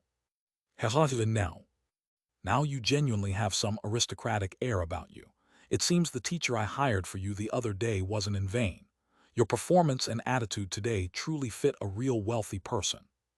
Actually, I think being a DOC is quite nice too. As long as I'm happy, why care about others' opinions? The helicopter landed on a helipad not far from the company. It wasn't very large, only enough for a few people, and clearly the car couldn't be taken along. Sister Ying, please drive my car back. Gogh, you can come with me. It was a high-profile gathering, and it was said no one would bring assistants or bodyguards. If security couldn't be assured, there really was no point in having the event. However, Gogh was unlike the average person. He just needed to find a spot near the estate, ready for orders to ensure Fang Juyu's safety. That was his mission. The helicopter pilot was a young Huaxia man, yet his skills were very proficient. Soon, they arrived over a group of islands. Mr. Fang, there's also your estate here, the pilot said. Where is it? I can't see it. Fang Jueyu scanned the horizon, seeing only lush grass and orchards and no estate in sight. This is it. The whole island is yours. This is one of the gardens on your estate. Fang Jueyu. The helicopter landed at the port of a fairly large island. Numerous private yachts and helicopters gathered there, and the Queen arranged transportation here, avoiding a long walk. Mr. Fang, welcome. A middle-aged man in a suit approached. And who might you be? Oh, I'm Crowley, Queen Yishar's steward. The Queen sent me to welcome you. Having an English butler was a dream for many tycoons, given their often exceptional training and professionalism. To be the Queen's steward was even more prestigious. Gogh, you can explore the area nearby. Fang Jueyu stepped into a special car prepared for him. Understood, Gogh nodded. The island wasn't very large, and with his capabilities, he could appear by Fang Juyu's side at any moment. The car stopped in front of a castle-like building. The scale of the gathering was quite grand, with everyone dressed in formal attire. The men were handsome, the women were beautiful, resembling the Cannes Film Festival in grandeur. Mr. Fang.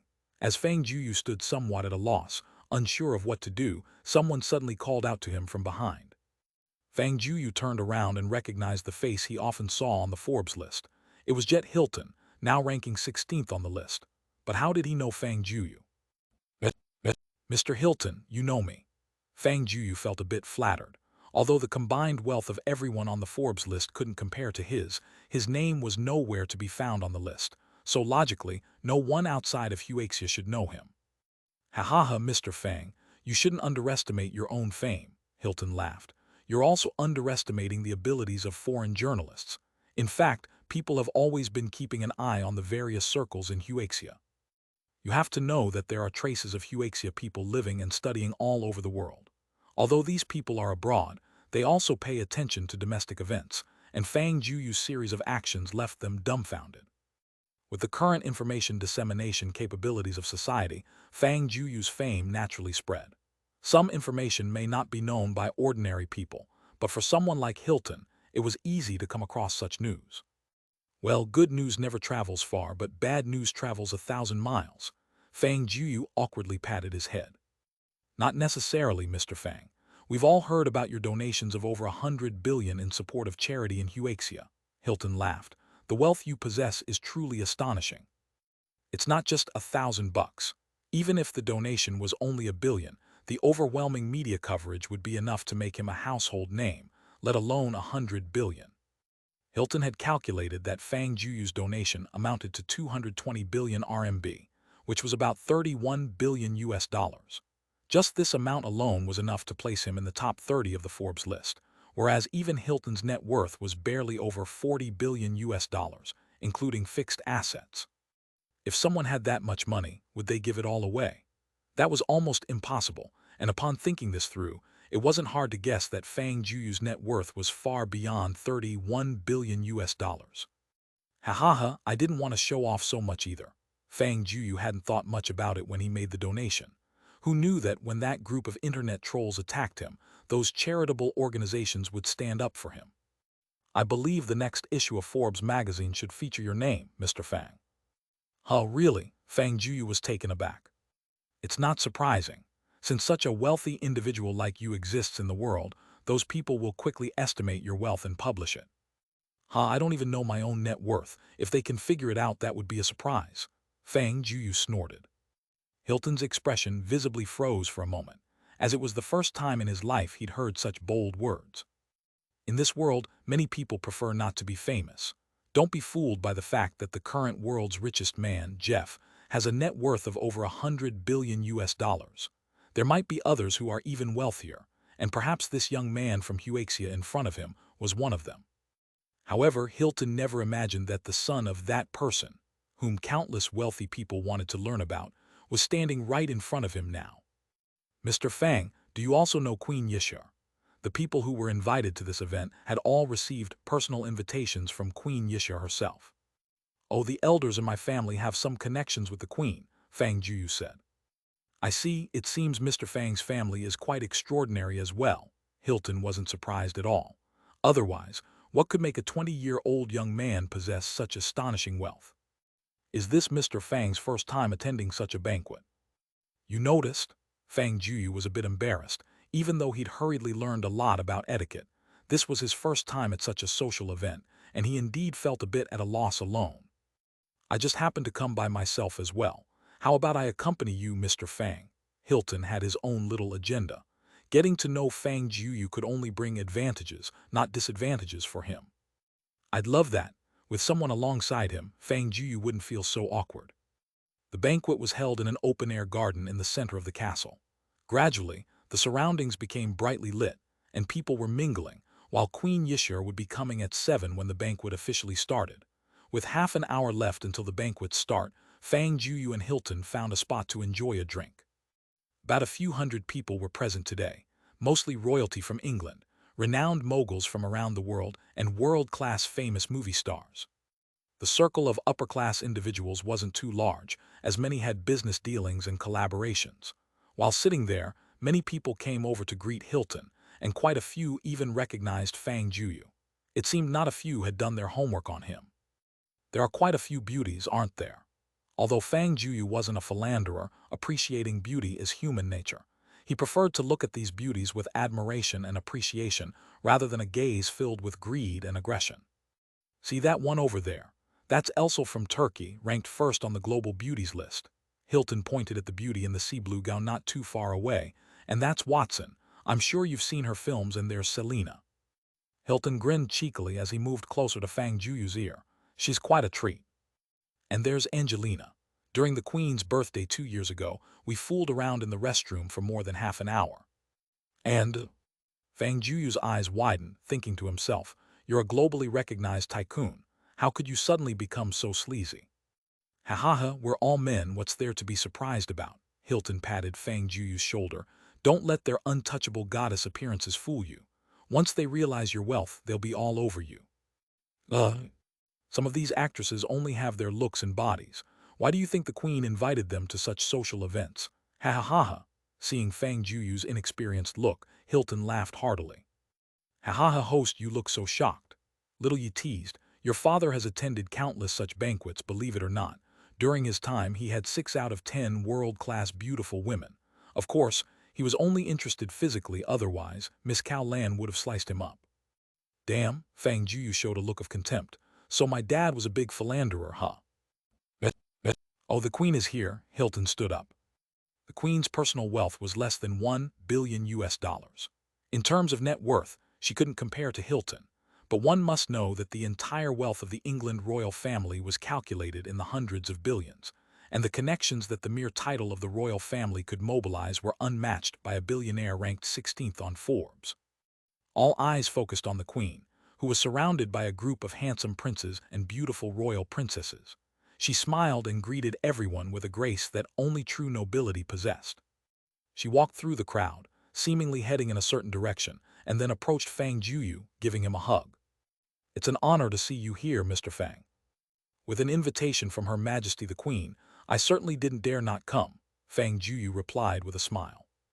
Make sure to have a great time and enjoy tonight. You are the most distinguished guest here today. Thank you for your hospitality, Your Majesty. I will, Fang Juyu said politely. Hilton, beside Fang Juyu, showed a hint of surprise on his face. Though others might not hear it clearly due to the distance, he heard it loud and clear. Did Queen Yishore imply that Fang Juyu was the highest-ranking person here today? Who is he? Soon, numerous invited guests began whispering among themselves. Although they had all received invitations from the Queen, in terms of treatment, they were left far behind by Fang Juyu. I know that young man from Huaxia. Someone posted about it on Facebook. I think his name is Fang Juyu. Yeah, I heard that some time ago, over there in Huaxia. It was revealed that this young man donated billions of RMB to various charity foundations under his name. What? Wouldn't that be hundreds of billions of US dollars? Where did he get so much money? And donating so much, has he gone mad? Fang Juyu. I've never heard of someone by that name on the Forbes list. Queen, with your actions, you're putting me in the spotlight, Fang Juyu joked with the Queen. Can't Mr. Fang handle such a small scene? The Queen laughed. The once high-profile Fang Jueyu was much more ostentatious than you, she added. By the way, I invited many beautiful ladies from Asia today. If Mr. Fang is interested, feel free to have some fun with them. The Queen glanced in a certain direction, and Fang Juyu immediately noticed many familiar faces gathered around a table. There were famous actresses from the Sun Country like Mizuhara Rimi, Hashimoto Kanako, and Ice Haruka, as well as stars from Greater Korea like Jang Jihyun and Lin Yuner. Even the Queen. Fang Juyu seemed to want to complain, but considering her apparent willingness to gift her granddaughters to his bed, he found it easier to understand. You all are young people, I understand. My manor has many nice rooms. If needed, just ask my butler directly. The Queen left a meaningful look and then moved to the center of the venue. Mr. Fang, you seem quite familiar with the Queen. Hilton finally seized the chance to speak up, paying no mind to the Queen's lengthy formalities which he hadn't listened to. Actually, this is only my second time meeting the Queen, Fang Juyu said truthfully. But it seems that my elders have helped the England royal family a lot in the past, so they're probably quite familiar. Impressive, Hilton gave a thumbs up. Having the capability to aid a royal family through difficult times was not something an ordinary billionaire could achieve. Mr. Fang, can you share a bit just how much wealth do you have? To be honest, I don't know either, Fang Juyu said with a pained expression. I heard that Mr. Hilton's 2 siblings together own 50% of the Hilton Group's shares, right? Yes, why? This portion of the shares was left by their deceased father, and it was by owning the 50% of the Hilton Group that the three siblings ranked 16th to 18th on the Forbes list. Let's put it this way, 45% of the remaining 50% of Hilton Group's shares belong to me. What? Hilton's expression changed immediately. He knew very well that a portion of the remaining 50% of the group was privately owned, with a significant portion held by various venture capital companies. How could it belong to Fang Jueyu? Oh, those venture capital companies are actually mine, just under someone else's name. Hilton's heart was thrown into turmoil. With just 50% of the group shares, the three siblings made it to the top 20 of the list. If Fang Jueyu alone owned 45%, wouldn't that be sky high? Wait, you don't just have this, do you? Hilton suddenly thought of a terrifying possibility. I own 51% of Wagyu Company, 39% of Amazon, not much of Microsoft, just 25%. Stop. Hilton found it increasingly bizarre as Fang Jueyu spoke. Are you joking? With such assets, you'd already be the world's richest man. Well, there's nothing I can do if you don't believe me.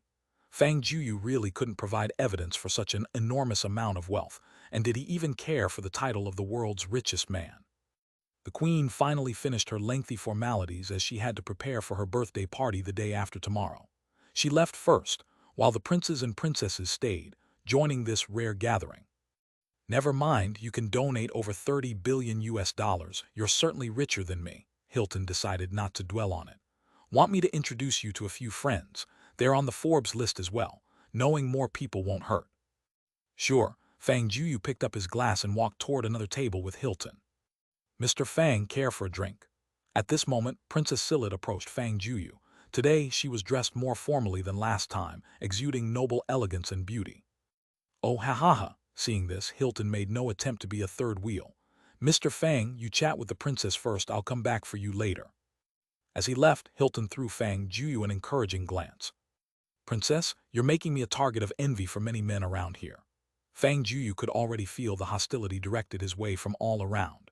As the most beautiful princess of the England royal family, Silit had considerable allure, and there were not a few suitors present. I don't care.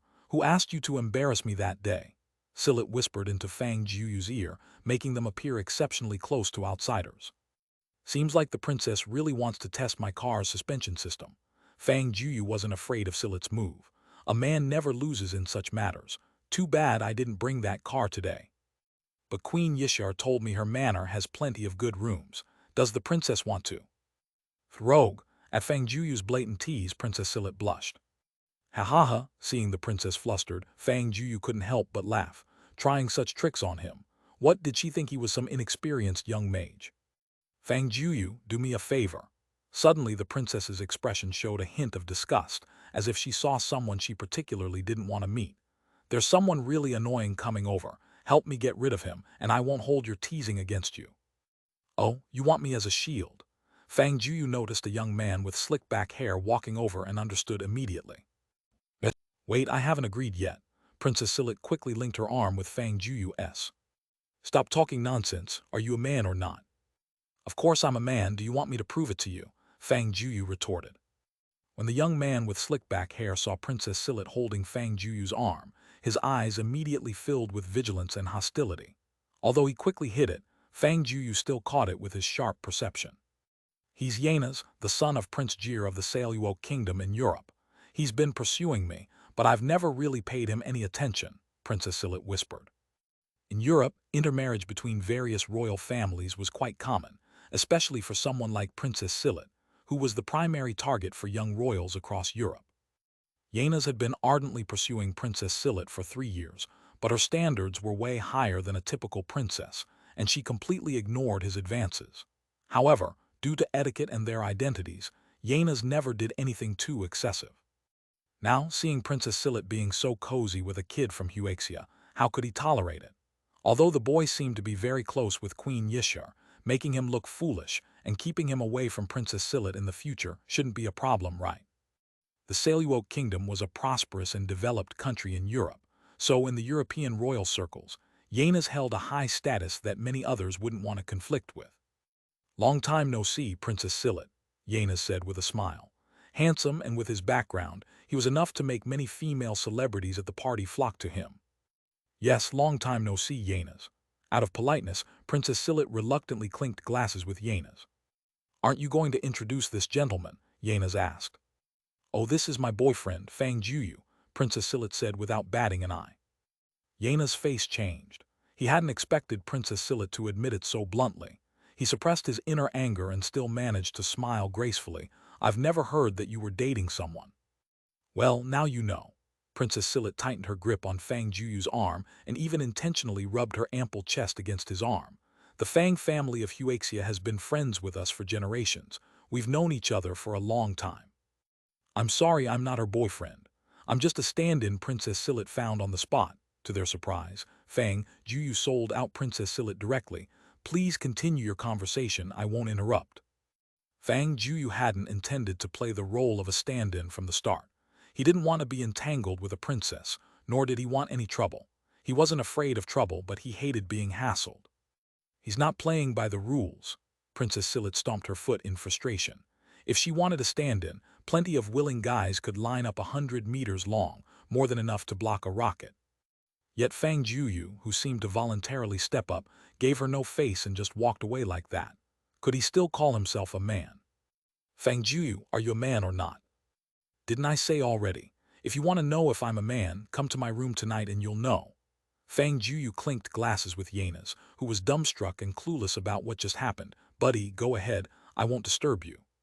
"Princess Silit, even if you want to reject me, you don't have to find such a Huaxia wimp, do you?" Yena's obviously thought his background scared Fang Jueyu away. Oh, he noticed the closeness between the queen and Fang Jueyu. The Fang family didn't seem like such a big deal. "What did you just say?" Fang Jueyu suddenly stopped in his tracks. He hadn't planned to get involved in Princess Silit and this Yena's business, but that Huaxia wimp remark made it impossible for him to just walk away. "I said you're a wimp, and all you Huaxia people are wimps. Got any problem with that?" Yena's cared nothing for this being a very formal occasion. Though a prince's son, Yena's had spent 2 years in the military. Besides his noble aura, he also had the brashness of a soldier, having at times gotten into fights at some banquets. "Take it back and apologize to me, and I might overlook it." In the past, Fang Jueyu would have probably kicked him, but he had to give the queen some face. Causing trouble here would undeniably embarrass her. "I'd like to see how you pursue this." Yena showed no signs of apologizing. Even though Fang Jueyu was just a stand-in, having intimate contact with Princess Silit was a fact, and this alone was intolerable for him. "Fang Jueyu, do." Princess Silit immediately blocked him. "Yena served 2 years in the military, you can't beat him." "Who said I'm going to fight him?" Fang Jueyu had no intention of getting into a brawl. Even though his physical condition was twice enhanced, a military-trained guy might not be a sure win for him. Fang Jueyu understood what avoiding unnecessary trouble meant. "I am a civilized person. A civilized person should resolve things with civilized methods." Fang Jueyu took out his phone and dialed Zhuang Ying's number. "Hello, Sister Xiaoying, got a question. Do you know what resource the Saluo Kingdom is most scarce in?" "The Saluo Kingdom has a high import volume. If there's a particularly crucial resource, it'd probably be something like oil." "Why?" "Oh, nothing major. One of a prince's sons here is giving me a hard time. In that case, I plan to cut off their oil supply. Should be no problem, right?" Fang Jueyu recalled having a stepmother who controlled the worldwide energy industry. "That part of the business is managed by Miss Highwire. You'd need to contact her directly." "What? Dad got involved with a foreigner too?" Fang Jueyu was dumbfounded. The name didn't sound Huaxian at all. "Highwire is Icelandic. Your dad met her while watching the aurora there once," Little Yi explained. "All right, seems my dad doesn't even spare foreigners," Fang Jueyu grumbled. "Guess I'll reach out to her myself." In the Saudi kingdom's palace, King Yin bin Saudi was hosting a very important guest. As one of the world's richest countries in oil reserves, oil had brought them immense wealth, but few knew that the land had a master a few centuries ago. It's an all-generation story passed down by the Saudi family that the true owner of this kingdom was an ancient Oriental family that conquered this land centuries ago, but they haven't returned for a long time. "Mr. Ivan, your dates here are truly delicious." Highwire, an elegant woman full of Western grace in her demeanor, spoke with charm. "If you like them, Miss Highwire, I'll have some prepared for you to take back. After all, what belongs to this country is also yours," the Saudi king said flatteringly. "Ha ha ha, in that case, I won't be courteous." High Wire enjoyed the cuisine while inwardly cursing a certain man. This treacherous rascal, always dumping messes on me and making me manage these obscure industries. Am I not having it tough enough? She had just silently cursed when a retinue approached. Her aura was identical to Gog's, but she was a woman. Miss High Wire, your phone call. Who could it be? I'm not answering, I'm in a bad mood, High Wire grumbled. Miss, it's that special number. High Wire straightened her posture. Not just her other sisters also retained a number given to them by Fang Jueyu many years ago. Seems like this young lad has gotten himself in trouble. In her eyes was affection and a tad of envy as she took the call. Ah, clearly not my own, yet I have to treat them like they are, life's hard. Hello, High Wire remembered seeing Fang Jueyu as a baby in swaddling. A distressed voice came from the other end of the line. Stepmom, someone's bullying me. That stepmom call left High Wire completely baffled. It was the first time Fang Jueyu had reached out to her on his own. Although High Wire had watched Fang Jueyu grow up, calling her stepmom seemed way too familiar, didn't it? Fang Jueyu, having undergone potential development, had long surpassed ordinary human limits. Strictly speaking, he was now different from regular humans, an evolved superior superhuman. Yet the Creator was fair. The greatest advantage weaker creatures possessed was rapid reproduction, and the higher the creature's level, the more challenging their propagation. Take mice, for example. As mammals, they can complete a reproductive cycle in 21 days, producing 6 to 8 litters a year, with 5 to 10 offspring each time. Humans, being more advanced, reproduce much slower, and the more advanced the creature, the longer the cycle. Fang Jueyu and his women enjoyed long lives, unimaginable power and capabilities, but at the cost of more difficult reproduction. It wasn't that Fang Jueyu's reproductive abilities were impaired. It just took about 20 years to have a high chance of producing a certain quantity of high-quality reproductive cells. Since Cao Lan and Fang Jueyu were the first couple, their first child naturally belonged to them. But this didn't affect the other 4 women's feelings toward Fang Jueyu. They also regarded him as their child, choosing not to appear after he grew up for fear of affecting his development.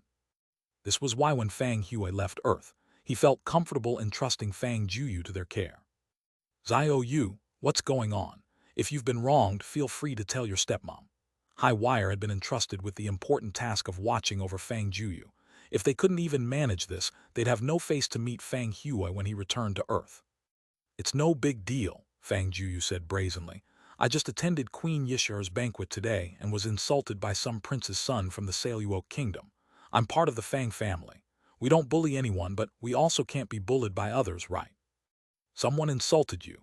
Didn't Zhuang Xinyan arrange bodyguards for you? High Wire was immediately furious upon hearing that Fang Jueyu had been bullied. Why not have someone just flat that Saluo kingdom prince's residence? No need, no need. Fang Jueyu broke out in a cold sweat. He never expected his stepmom to have such a fiery temper and murderous intent. If he really did that, wouldn't he make the headlines worldwide the next day? We're in a society ruled by law now, no need for all the fighting. Teach them a lesson, is that enough? What do you want to do? High Wire sensed that Fang Jueyu had his own plans. Just tell me, if your stepmom can help, I'll definitely make it happen for you. I heard that the Saluo kingdom heavily relies on imported oil every year. Is that right? Fang Jueyu knew about a few oil wells, but understood that such an industrial giant consumed an enormous amount of natural resources annually, far more than its domestic production. Yes, they used to import from Iran, but now the United States seems to be restricting their oil exports, so over 50% of their imports are from the Kingdom of Saudi Arabia, with the remainder dispersed. Stepmom, can we control those export shares? Fang Jueyu asked tentatively. Ha Xiao Yu, you have no idea how powerful our family is. In global energy trade, if I say no, not a single deal can go through. High Wire spoke with immense confidence. You want to control the Saluo kingdom's oil imports. High Wire had caught on to Fang Jueyu's intentions. Truth be told, High Wire had long been bored with Earth's affairs. She would love to explore other worlds with Fang Jueyu and the others. She only stayed behind to care for Fang Jueyu and safeguard their earthly venture. International wars and trade wars seemed like child's play to her. Influencing a nation's oil exports could trigger a butterfly effect internationally, but High Wire didn't mind as long as Fang Jueyu was happy. I'm currently with the King of Saudi Arabia. Why not tell him directly? I know you Fang family folks have a magical heirloom that allows you to understand their language, so normal communication shouldn't be an issue. Mr. Iban, I might need your help with something, High Wire directly told the King of Saudi Arabia. Of course, Miss High Wire is a distinguished guest in our country. Just let us know what you need, and we'll do our utmost to assist you, the King of Saudi Arabia replied respectfully. It's like this. My husband's son encountered some trouble, so we'd like you to help resolve it, High Wire said, handing over the phone to him. Iban's heart skipped a beat. He knew that High Wire was merely a representative for the true landowner. Her husband was the real authority, so the young person he was about to converse with must hold even more significance than High Wire. Mr. Fang, I am Iban, the king of the Kingdom of Saudi Arabia. Is there anything you need me to do? Whoa, this is quite impressive. Fang Jueyu didn't expect that a call to his stepmom would put him directly in touch with the king of Saudi Arabia. Mr. Iban, I would like to know if the Sailok Kingdom imports its oil from your country. Yes, more than 50% of the Sailok Kingdom's oil is imported from us, Iban replied. Sailok Kingdom was a major import nation. He was well aware of this fact. Is there an issue you'd like us to address? A prince's son from the Sailok royal family has offended me, Fang Jueyu stated bluntly. Oh, that's easy. Since they have offended Mr. Fang, we will stop exporting oil to their country. Iban agreed without a moment's hesitation. It was an opportunity to appease the Fang family, and this small task was unbelievably simple for him. You're stopping it entirely. Fang Jueyu didn't expect Iban to be this ruthless. The Sailok Kingdom's demand for oil was unquestionable. Losing 50% of their import would likely send them into panic, severely impacting their economic and industrial development. No need, we should still earn what we can. Fang Jueyu grinned slyly. Let's not give them any reason to blame us but about the price. Mr. Fang, I understand. I'll increase the export price by 50%. How does that sound? Not enough? Double it. Fang Jueyu decided to strike hard. If the Sailok Kingdom asks why, just tell them to ask that fool named Yanas. As you wish, Mr. Fang, I'll get someone on it immediately, Iban promptly agreed. Great, Fang Jueyu was very satisfied. He could already imagine how colorful Yanas' expression would be. Iban returned the phone to High Wire, then instructed his subordinate, who nodded and left, presumably to make the necessary arrangements. How about it, Xiaoyu, everything sorted? High Wire asked. Yeah, I've asked Mr. Iban to double the price of oil sold to the Sailok Kingdom. I bet that guy will soon come crying, begging me for forgiveness. Fang Jueyu chuckled. You're just as bad as your dad, High Wire said with a face full of doting affection. All right, I might get busy soon. If you're ever free, feel free to drop by. I'm usually in Dubai when I'm not traveling all over. Just contact my assistant. All right, you take care. Fang Jueyu didn't feel any sense of distance with High Wire, having no idea how his dad managed to make so many women so loyal to him. Fang Jueyu's call lasted nearly 10 minutes, and Yanas was already starting to get bored. He originally thought Fang Jueyu was going to make a move against him, but it turned out to be just a phone call. Monkey of Huaxia, are you crying to your family? Yanas sneered. Fang Jueyu raised his glass to the moon and poured another full one, making an arc on the ground toward Yanas, and shot him a look of pity. A toast to the moon and a toast to the prince.